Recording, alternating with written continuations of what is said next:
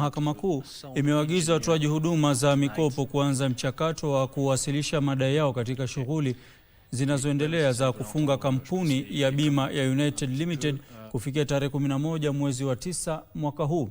Mzozo huu ambao umechukua takriban miaka 18 umezuka tena baada ya wahudumu wa mikopo kuwasilisha ombi la kumfurusha mfuatiliaji wa deni Kamal Anantroy Butt, wakimshutumu kwa kutumia shilingi milioni 151.8 kutoka kwa mali ya kampuni hiyo bila idhini.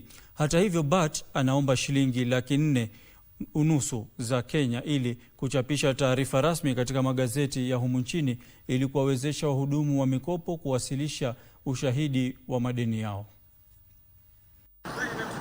Miongo miwili baada ya kampuni ya bima ya United kuwekwa chini ya mrasimu, Mahakama Kuu inachunguza kwa mara nyingine namna deni la mabilioni ya pesa inavyoshughulikiwa. Now, when we are advertising for the meeting of the creditors, we will give them a due date within which everyone should file their proof of debt form. I was thinking, yes, 21 days should be okay. 21 days.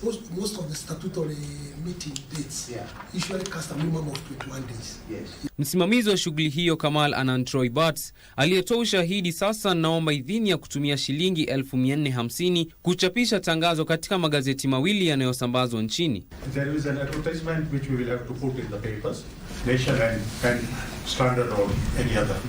Around 120 we can provide for Nation, Yeah. and about 35-40,000 shillings for the Standard. So 150 and 300. Correct. So that makes 450. Jaji Francis Gikonyo amewaagiza watoaji huduma za mikopo kuwasilisha madai yao na mkutano kuandaliwa katika jumba la mikutano ya kimataifa wa KICC ili kuidhinisha ombi hilo. 11 September. 11 September. Yes. I will report 11 September.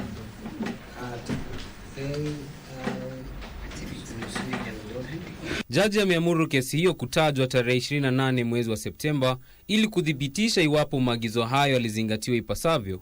Yes, 28th of September. And because we don't have many matters, we'll be able to send maybe from 11:30. And we continue up to the time we'll be able to finish. Bruce Mayoyo, Darubini.